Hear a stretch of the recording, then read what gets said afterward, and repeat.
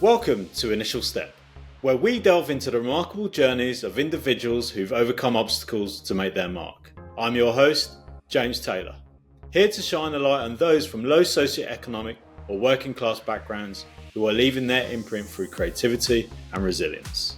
In a world where opportunities can seem scarce, we'll uncover stories from perseverance and triumph, from navigating adversity to carving out their path. Our guests' journeys offer invaluable lessons for us all. Join us on this journey of inspiration and discovery as we celebrate those who defy expectations and pave the way for others. This is Initial Step.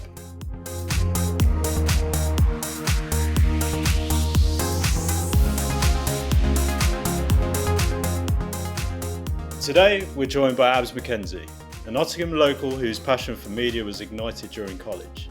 Despite facing obstacles like early morning commutes to London and financial struggles in Brixton, Abs persevered, eventually making her mark in the industry.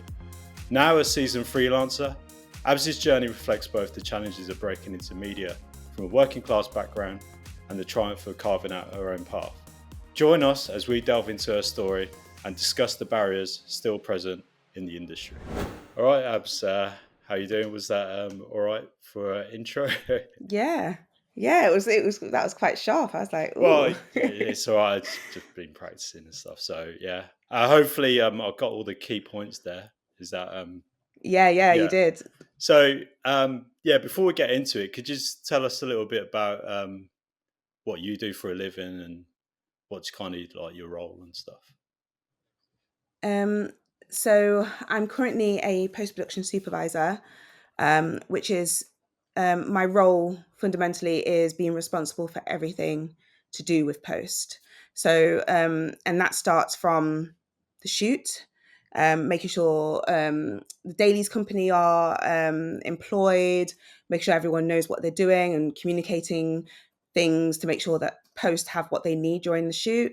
It also includes the edit, looking after the edit, and then looking after it once it's locked. So visual effects, graphics, final grade, final mix, ADR, all that stuff. And then my last task to do with the role is delivering the show, whether it's a film to the studio or a TV show to like Netflix or HBO. One of the main questions part of this series really is about like those from working classes and low socio-economic backgrounds getting into industry. How would you define the term working class? What would you say working class is?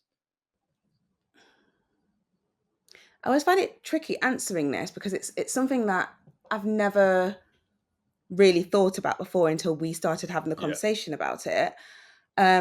Working class to me is a person who, and this is just my interpretation of it because I guess this was my family. This is the thing. I think it's different for everyone. I think the key to this is just to how each person defines it for them and their lived-in experience, I suppose.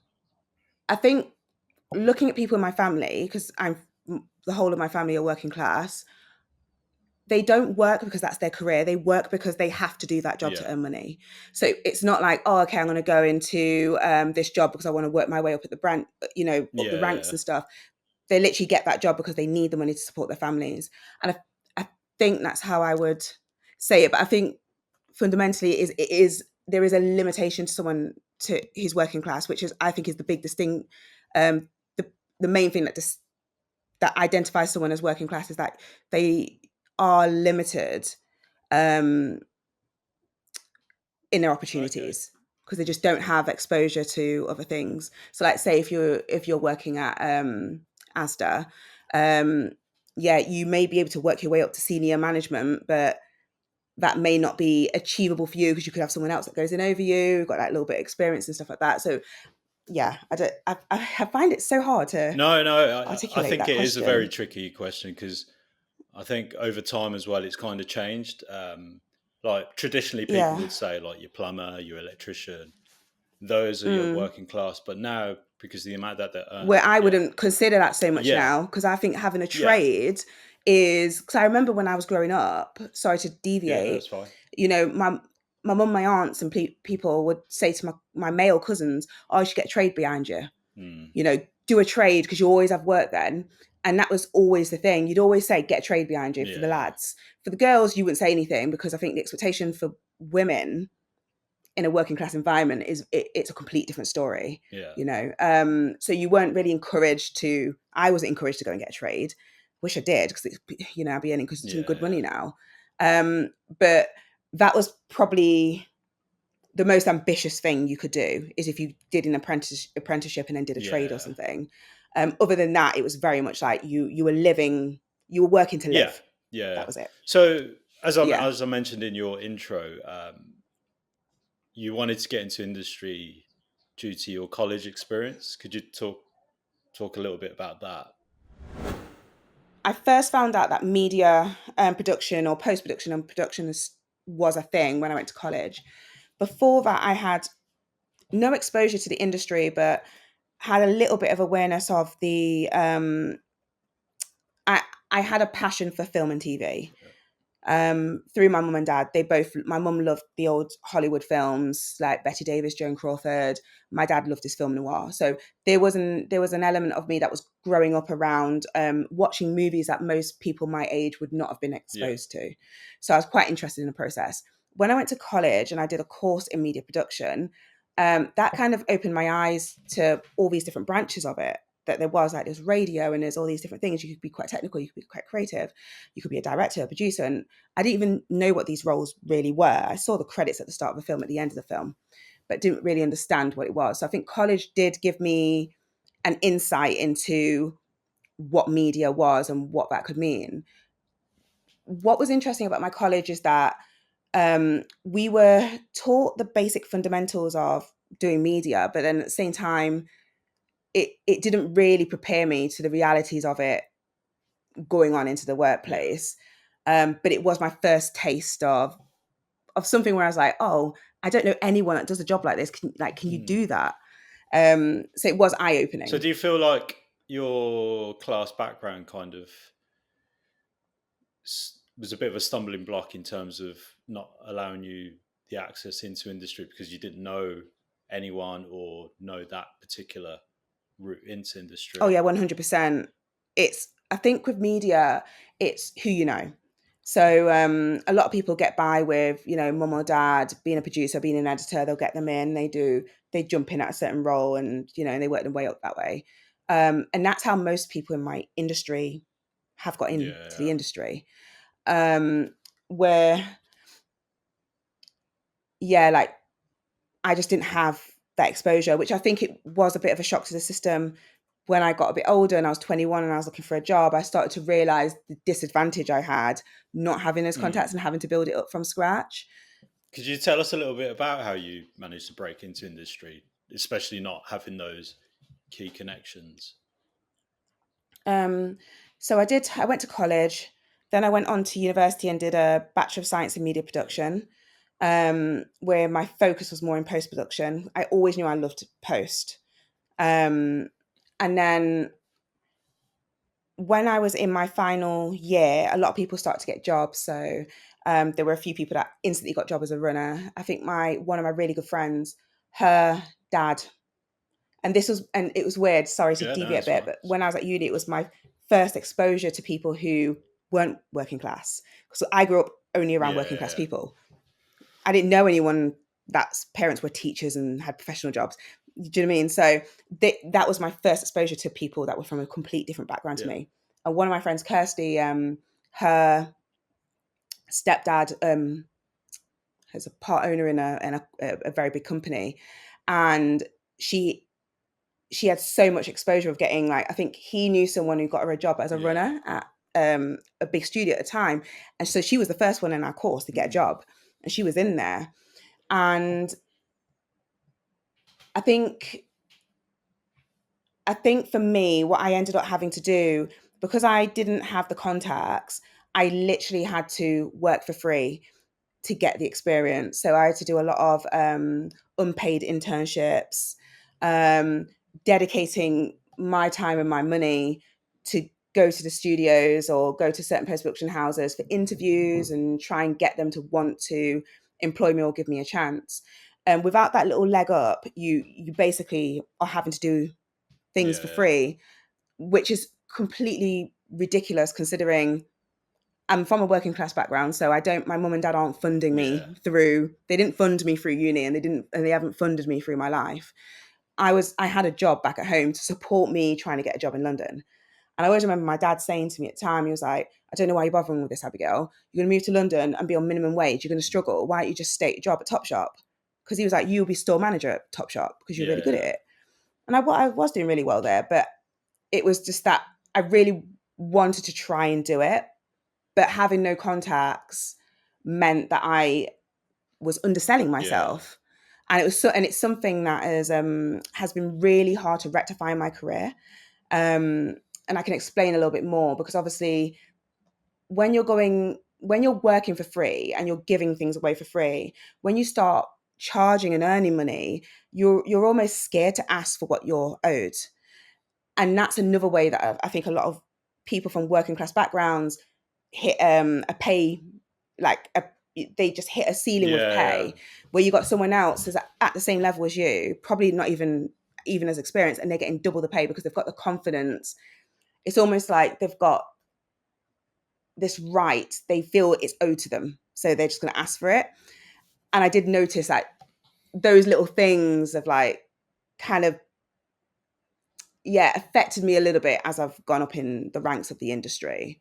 But yeah, basically me breaking into the industry was working for free. Yeah, no, I think I've had this conversation with many people that are in industry, and I think it has changed now where you can't just work for free. It is a case of you'll get like some work experience, but it is paid for. Yeah. But yeah, because we went to the same uni, and I think I graduated a year before you, The year so before. I think I'm of that same understanding of how getting into industry was back then. And Mm. I recognise what you're saying with the pay as well. I think from people from working class backgrounds like yourself, there's always this level of, oh, I'll just work and then they'll pay me how much I'm worth. I'm not willing to ask because I'll just work Yeah.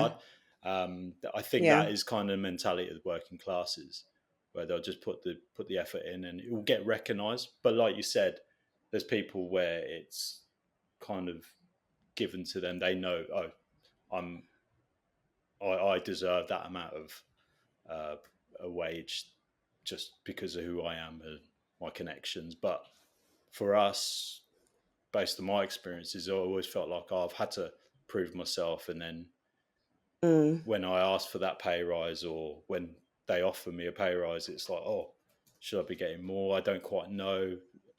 Is that Yeah. something that you've experienced where you're getting that pay rise and then you're just quite not sure? Yeah. 100%. Do you feel like it is changing for the better now?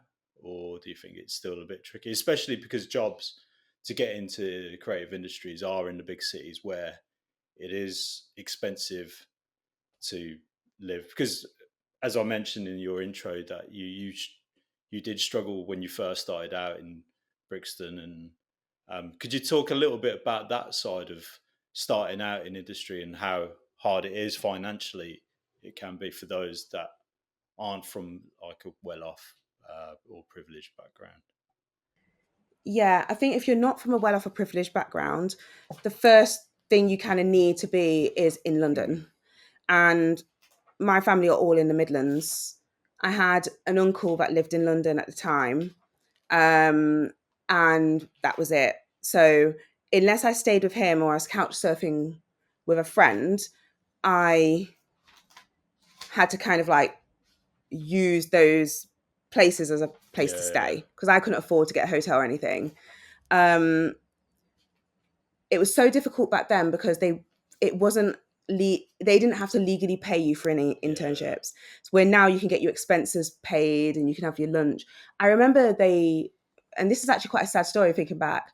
I did work experience at Casual Films, which wasn't paid, but they said that they said they would give me £5 allowance a day for lunch, and I never ever used it because I didn't want them to think all right, I was taking yeah, advantage. yeah, yeah. How messed up is that?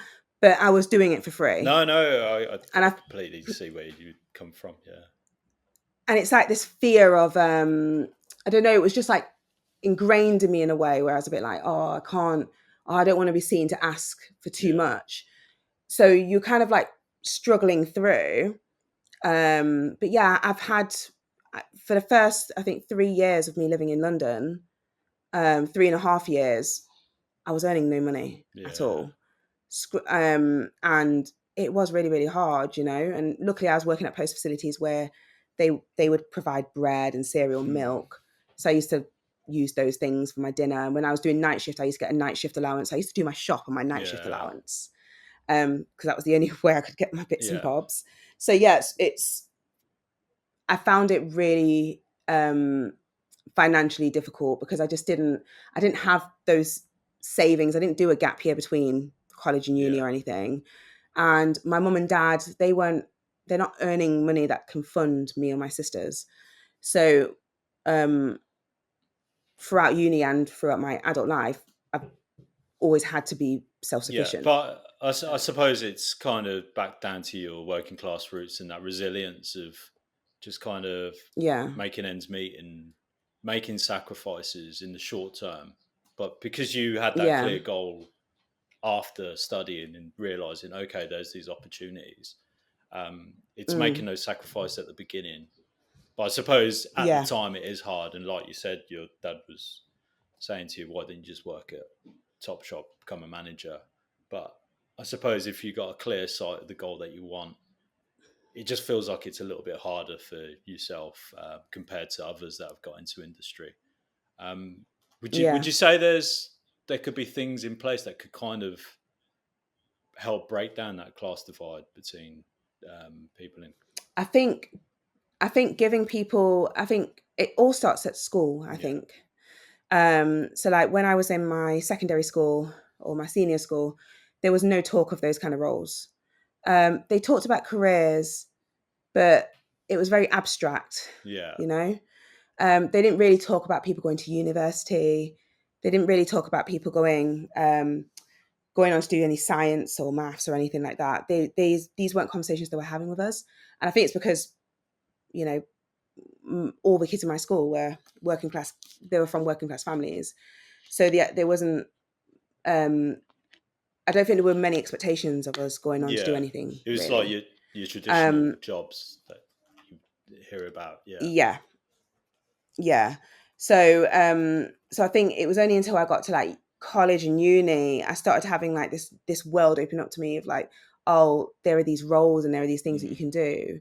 Where I think if I had exposure to that in my senior school, I would have been a lot more prepared going out in the industry, and I would have, you know, had a little bit more like confidence to get the wage I need or articulate what I want.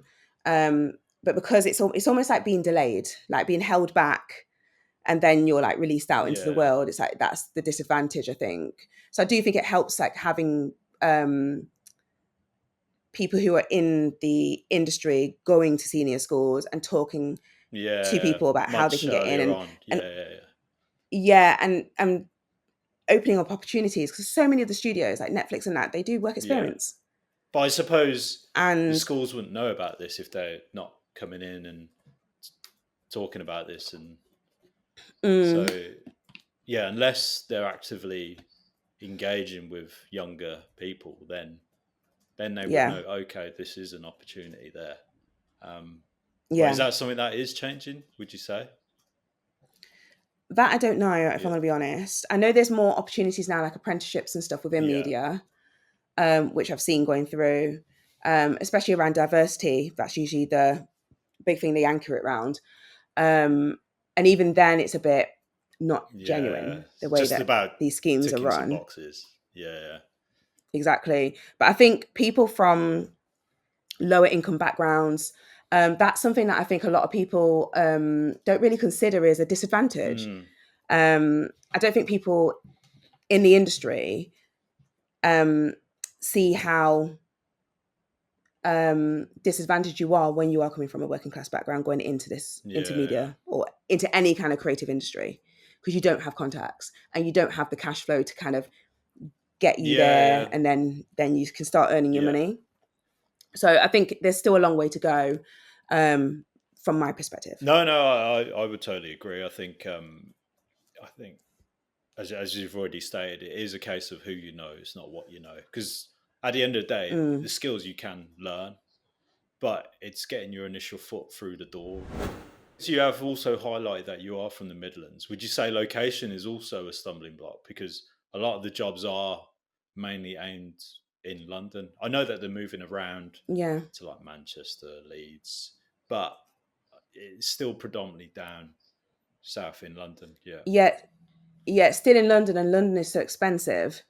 And I think obviously we live in London, so we're used to it now. But when I first came, it's like there was just the cost of living was just so much more. So even whatever little money I was on back at home, wouldn't. It was just it just didn't go far Yeah. when I was here. So that was a bit of a shock to the system. And I think even though, because I'm from Nottingham, and Nottingham used to have Colton Workshop and Yeah. stuff like that, but there isn't a massive TV or film industry in Nottingham. It's like it was very small. Because I think Granada used to do some filming in Nottingham, I think, at some point. So if you wanted to be in that industry, you had to move to London, or it was Manchester. But it was London was the hub. Manchester, I think, is more of a recent thing over the last 10, 15 years. That's become more, oh yeah, there's like a big, Yeah. thing Yeah. in Manchester now. When I was starting out, it was very much like London was the place you had Yeah. to be. So do you think industry is taking? I suppose it ties in with the whole leveling up, doesn't it?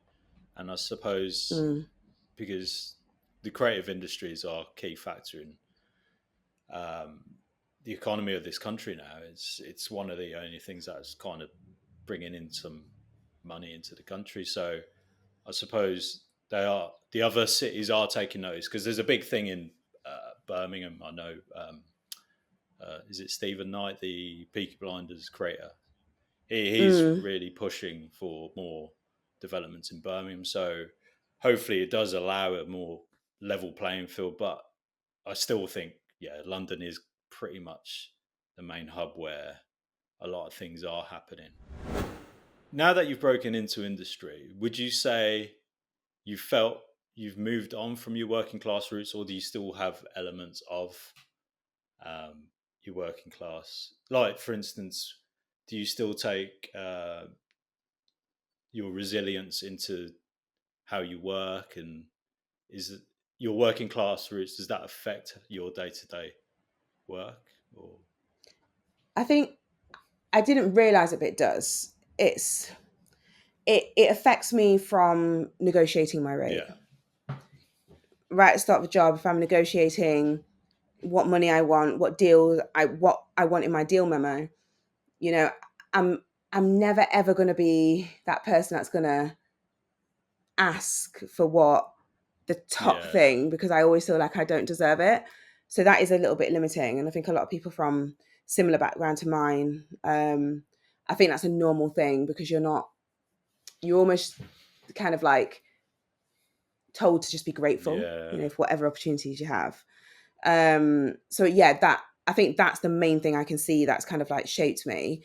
I don't think, even though like where I'm in my life now, like the job I do, um, I wouldn't be classed as working class with, and the money I earn. But then I don't know, it's an odd one. I still think of myself that yeah. No, way. no, I But I think it's because completely see where you're coming from. Yeah, that was how I was raised. But then I realized that when I'm talking to my family back at home, um, I then realize I'm like, oh, yeah, you've like, moved on. yeah, I'm Yeah, not.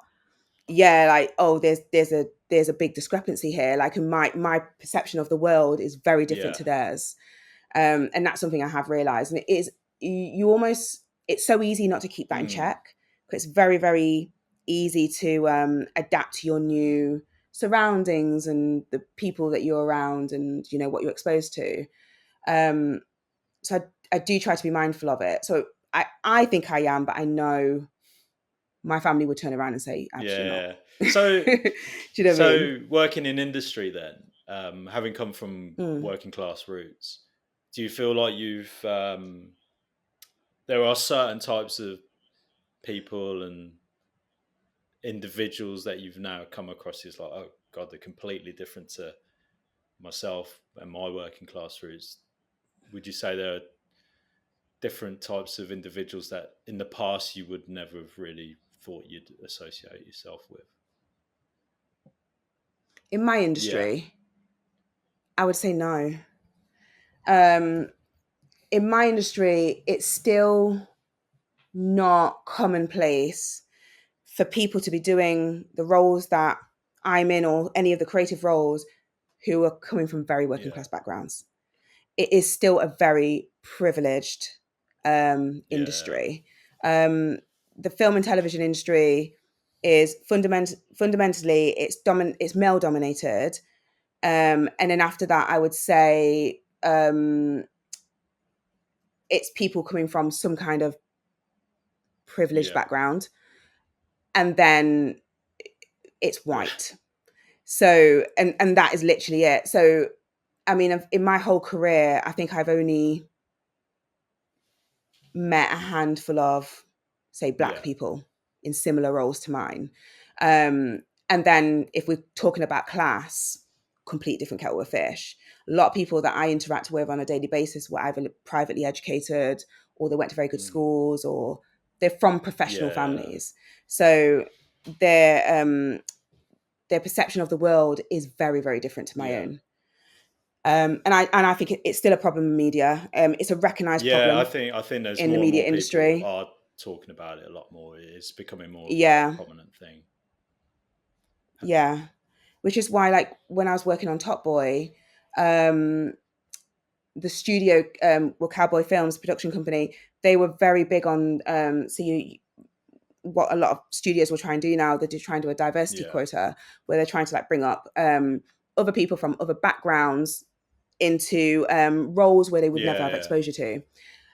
And that was the only way that some of these people were able to get up into like directing roles and writing roles and stuff, because they took yeah, that chance. They're very few companies that do it. And they actually had someone that was employed. She went round to different schools and she was seeking people out in the yeah, colleges and literally putting it out there. They invested in that. Not many people do. They just, and I think in my industry as well, it's who you know. You just want comfort. yeah, I know that him there, he does a good job. He's won 5 BAFTAs. I want him to do yeah, my thing. I don't want to take a chance on this person who I don't know from Adam. yeah. And where did they go to school? Oh, do you know them? Oh no, it's very cliquey. Working in industry, have you ever found that you've been treated differently, or you've had to change yourself in conversations with people? Yeah.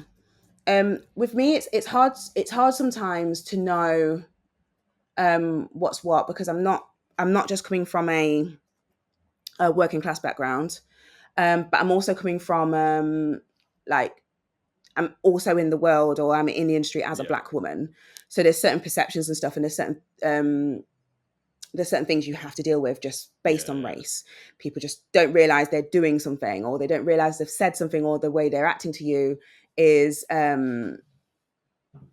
yeah is other. So I think sometimes it's navigating the race like logistics in the industry is one thing, and then having the working class element yeah, with that is almost like kind of another struggle. I feel sometimes people may not, what I've seen, if someone's from a more working class background, or if someone isn't educated in the way that some people would consider as educated, they're not as trusted to do things, or they may not be I don't know, they just don't seem to integrate them as yeah, well.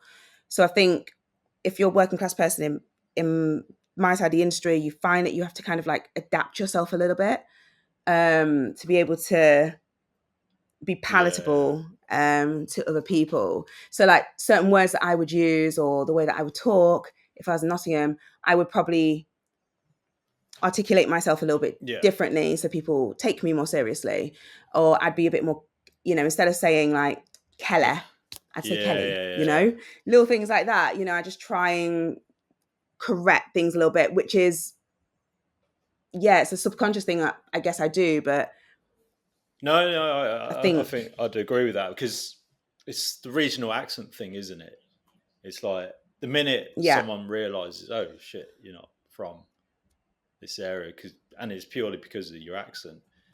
I think mm, then there's their perception of you is then slightly different. Yeah, it changed. changes Yeah. instantly, and I think sometimes you can pick up on that straight away. Um, Yeah. And I think the only time that they change is if in that conversation they're speaking to you, they hear the accent, so they're like, mm, oh. And then you're like, oh, but then I went to grammar school yeah, you're here. trying They'll be to. like, oh, okay. Oh, Yeah, safe, yeah. safe place, you know.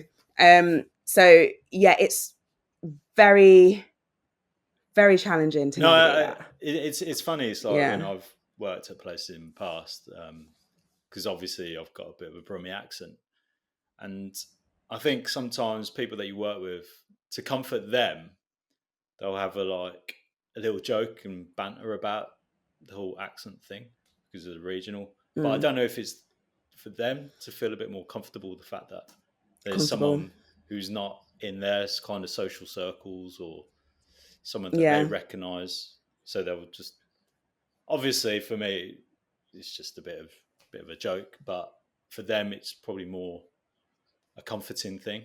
Um, Yeah. but yeah, So so true. yeah, I think the regional accent thing is quite a big thing that you do hear about quite a lot. Education as well. It's now compulsory until 18, and I Mm, think a lot of university, well, education is kind of geared towards like STEM subjects, so mm. it's not really the creative fields. Do you feel like if education is kind of steering that way, working classes will get a bit disillusioned about going into a creative field because they are having to just do STEM subjects and then they'll go off to do a trade? Is that something you think will change or? I don't know because I've got lots of thoughts and feelings about like creative industries at Mm, university.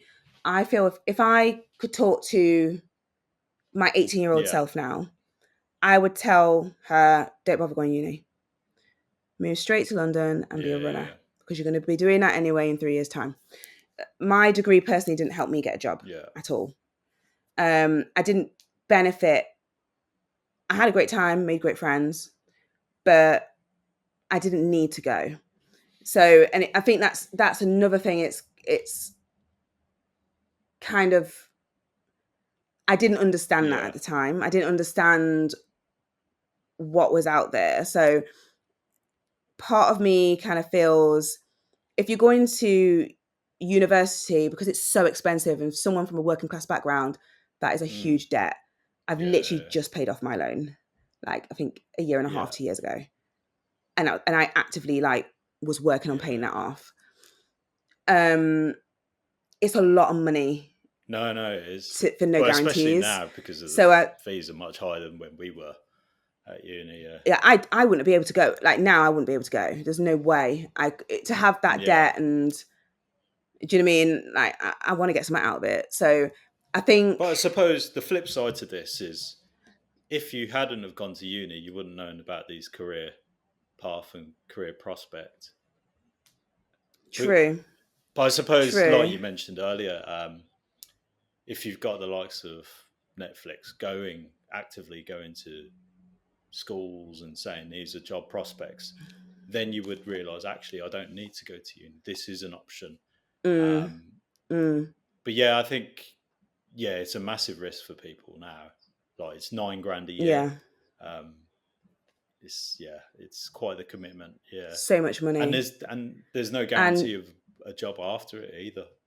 So, yeah, and I think that's the thing that bothers me about it because I think about all the money I mm, spent and then the interest we had to pay back yeah, on that loan as well. Because I had to get the maximum loan because um I was based on my income. My mum was the only yeah, earner because my mum and dad divorced.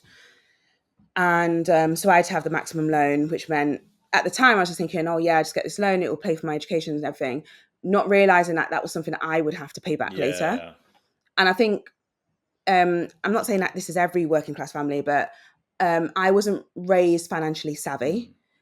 Finances and managing your finances and managing life stuff just wasn't discussed in my household and wasn't discussed in school. So these are skills that I had to learn in my adult years. They weren't, and I think most people, if they're coming from more of a middle class background and up, It's kind there of is that instilled. natural, yeah, about money. You know, they may not understand or respect the money because mum and dad will either pay for it or something, but they get money kind of makes things go it's round. more of Where a I tool. think, They know how to utilize it. yeah, where in my family it was very much like Yeah. hand to mouth. You know, like Just gotta yeah, survive and like get by. Yeah. yeah, no one's investing in nothing. Like, do you mean no one went to uni before I Yeah. went to uni? So these were new concepts. So yeah, it's I feel like higher education for me, I feel you should just do it if you really want to do it. Like if that's Yeah. really what you want to do and you have to do it. But I think other than that, I just think you just get yourself out there in the industry and just work your way Yeah. up. Because you're going to work your way up from the bottom anyway. If you're working class, you've got no contacts. Yeah. You're going to go in as a runner. Doesn't matter. You could. I graduated a first class degree with honors, and I was there making tea and Yeah. coffee for free. So it So doesn't is that matter. kind of the main kind of advice you'd give to those that actually want to get into industry? Like seek out these companies and look for the runner roles rather Yeah, than go to university. yeah. Go to the post houses, get runner rolls there. Just get Yeah. grafting, because that making your contacts early, that's what's going to get you the Yeah. job. That people, your name being about, that's what makes people Yeah. comfortable. It's not a degree. Is there any key advice, especially from those from working class backgrounds? Do you have any like key advice you would give? I think my key advice is to um, be keen and eager, but don't be a slave. I think make sure you're not being taken advantage of in such certain situations, and don't be scared to ask for things that you are owed, whether it's travel expenses if you're not getting paid for your internship, or whether it's, okay, can I get do I get a little bit of a lunch allowance if I'm going to be working a later shift? These little things, I didn't know to ask for them, so I didn't get them. And I know these are things that are there. And with these films and TV shows, they've got huge budgets, absolutely huge budgets, but they begrudge every little penny they give to the people who are earning the most smallest amount of wages. Yeah. It's crazy. Um, so that would be my first bit of advice: is gain a confidence that you can ask and articulate what you want and what you need Yeah. respectfully. And then after that, it's just getting yourself about, really. And it's always going to be harder. I would say for anyone coming from a working class background similar to mine, it's not going to be an easy ride. You're going to be running twice as hard and you're only getting halfway to the others because you don't have those contacts and stuff, but it doesn't mean it's impossible. I had no contacts in the industry when I started, absolutely none. And I've built a contact base now. So it is possible, but you just have to persevere. It's a long game for someone from a working class background, I would say, but it's not impossible. Do you feel like it's going to change for the better? I don't know. I want it to change for the better, but I don't think companies acknowledge how disadvantaged you are when you're coming from a working class Yeah. background into any industry, not just the creative industries, into like, science, being a doctor, whatever, architect, like all these Yeah. roles, they're closed to you. And I don't think a lot of people understand that if you don't have exposure to these worlds or these contacts or these people, it's really hard for you to know if that is something you can do, or even if that's something you can Yeah. dream to do, because it just doesn't exist in your world. And I don't know if there's enough passion and determination from industries to focus on bringing people from working class backgrounds up the ranks. I think they like that there are people coming from working class backgrounds that will happily just stay on certain wages because they don't know Yeah. to Yeah. ask for more, ask for anything different. So I think there is a lot of disadvantage Yeah. happening there. I think what the film and TV industry need to do, and I've always said this, they need true transparency over Yeah. wages. once that happens, people will understand and know what band they should be sitting in on their experience level, and it would help people navigate being paid fairly and treated fairly. It's always a little bit smoke and mirrors. You've got one person that might be earning £3,000 a week, and you've got another person doing the same role earning £1,000 a week. Because that information is not shared, you don't know. And it's something I personally do. Everyone coming up in the industry that I've trained, or anyone that I've had on my shows, I've always told them what I'm on. I'm like, just so you know, this is what I was getting on this show as a coordinator. And they were like, oh, okay. I was like, that's what you should be asking for. Because no one did that for me. It was all this secret stuff. And I was like, I actually needed that advice because no one else was telling me it.